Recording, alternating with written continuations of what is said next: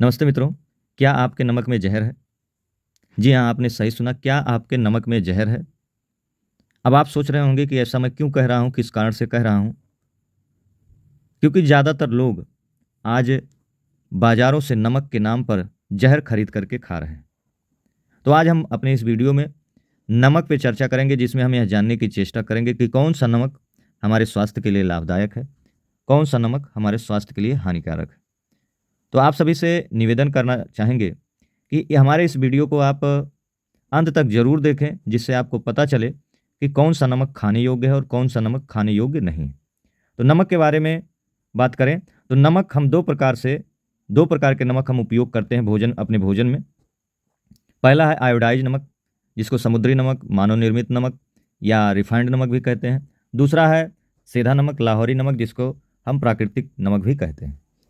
तो हम सबसे पहले आयोडाइज़ नमक की बात करें, क्योंकि ज़्यादातर घरों में यही नमक पाया जाता है, इसी नमक का सेवन हम ज़्यादातर लोग कर रहे हैं। आयोडाइज़ नमक में आयोडीन को बनाए रखने के लिए try calcium phosphate, magnesium carbonate, sodium aluminium silicate जैसे रसायनों का प्रयोग किया जाता है और यही रसायन सीमेंट बनाने में भी प्रयोग किया जाता है। विज्ञान के अनुसार यह रसायन शरीर में जाता है तो हमारे रक्त वाहिनियों को कड़ा या सख्त बनाने का कार्य करता है, जिससे शरीर में ब्लॉक्स बनने की संभावना बढ़ जाती है और ऑक्सीजन सप्लाई में परेशानी उत्पन्न होती है, जिसके कारण नाना प्रकार के रोग उत्पन्न होते हैं, जैसे जोड़ों का दर्द, नपुंसकता, लकवा, गठिया, हाई बीपी, हृदयघात संबंधी बीमारी, प्रोस्टेट आदि की समस्या उत्पन्न होती है। वहीं आयोडीन की बात करें, आयोडीन नमक की एक और विशेषता है कि आयोडीन नमक के सेवन करने से हमें ज़्यादा प्यास लगती है, यानी हमें ज़्यादा पानी की आवश्यकता पड़ती है। एक उदाहरण से समझें कि 1 ग्राम नमक का यदि हम सेवन करते हैं तो हमें 23 गुना ज़्यादा पानी की आवश्यकता पड़ती है और यह पानी हमारे कोशिकाओं में व्याप्त जो पानी होती है उनको अवशोषित करके पूर्ति की जाती है, जिसके कारण हमें प्यास ज़्यादा लगती है।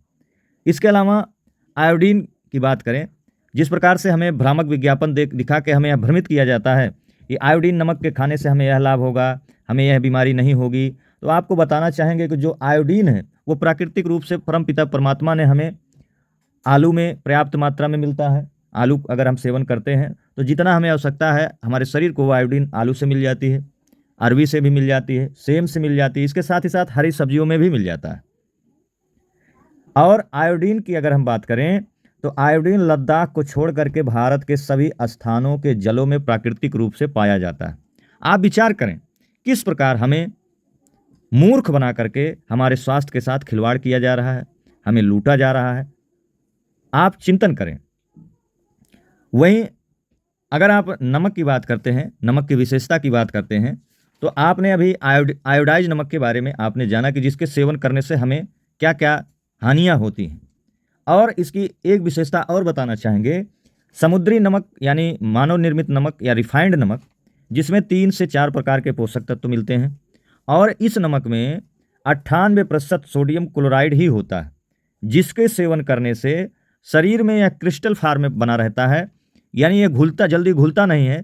शरीर इसे न घुलने के कारण, क्रिस्टल फॉर्म में होने के कारण इसे विजातीय पदार्थ के रूप में रखता है, जिसके कारण यह शरीर में इधर-उधर पड़ा रहता है। एक तरीके से यह कहें कि शरीर में यह कूड़े के समान रहता है। और इस नमक के बारे में बताना चाहेंगे कि ये शुरुआत कैसे हुई। इस नमक के कुछ ऐतिहासिक तथ्यों के आपके बीच में हम रखना चाहेंगे। इस नमक का शुरुआत सबसे पहले अमेरिका के मिशिगन विश्वविद्यालय में बाल चिकित्सक के रूप में कार्यरत प्रोफेसर डेविड मरे कोवी ने 1920 के दशक में इसको तैयार किया था और जिसे 1 मई 1924 को मिशिगन के बाज़ारों में आयोडीन नमक का व्यावसायीकरण किया गया, यानी आयोडाइज़ नमक बेचा गया।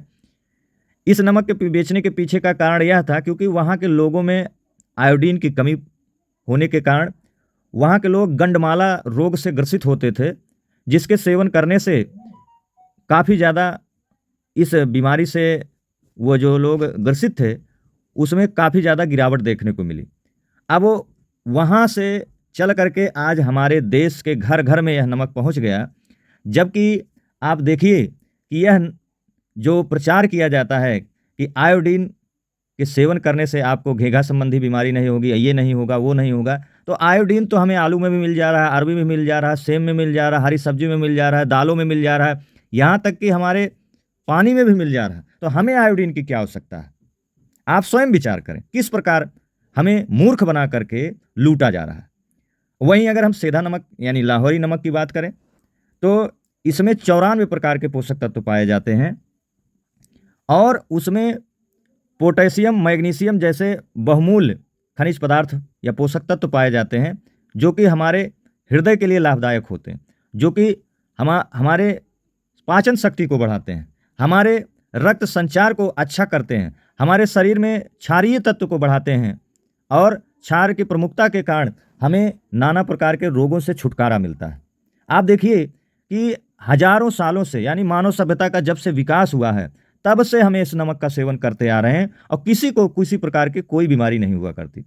लेकिन जिस प्रकार से टेलीविजन में हमें दिखा दिखा के हमें मूर्ख बना करके हमें लूटा जा रहा, हमारे स्वास्थ्य के साथ खिलवाड़ किया जा रहा है, यह काफ़ी ज़्यादा चिंतनीय विषय है। वहीं समुद्री नमक की बात करें, यदि आप इसका सेवन करते हैं तो इसके सेवन करने से हमारे रक्त की अम्लता बढ़ती है और अगर रक्त की अम्लता बढ़ती है तो 48 प्रकार के रोग उत्पन्न होते हैं। तो आप चिंतन करें कौन सा नमक हमारे लिए लाभप्रद है और कौन सा नमक हमारे लिए हानिकारक। और सेंधा नमक यानी लाहौरी नमक की बात करें, यह नमक वात, कफ और पित्त तीनों की समस्याओं को दूर करता है। इसीलिए आयुर्वेद में इसी नमक को खाने के लिए कहा गया है। इसलिए आप देखिएगा हम लोग व्रत में सेंधा नमक का सेवन करते हैं। यानी आप सोचिए यह नमक हमारे लिए सबसे पवित्र, सबसे उत्तम और हमारे शरीर के लिए सबसे ज़्यादा लाभदायक नमक है। तो आप इन भ्रामक विज्ञापनों में जो चक्कर में पड़ करके जहर खा रहे हैं नमक के नाम पर, तो आप स्वयं विचार करें, हमें आयोडीन के चक्कर में पड़ करके समुद्री नमक खाना है या फिर जो हमारे शरीर के लिए लाभदायक है, जो प्राकृतिक नमक है, जिसे स्वयं ईश्वर ने, स्वयं भगवान ने हमें प्रदान किया है, उसे खाना है। आप स्वयं विचार करें और इन भ्रामक विज्ञापनों से बचें और लोगों को जागरूक करें। तो यह जानकारी आपको कैसी लगी कमेंट में अपने विचार जरूर दें और हो सके तो ज़्यादा से ज़्यादा लोग शेयर करें, सब्सक्राइब करें, लाइक करें। धन्यवाद।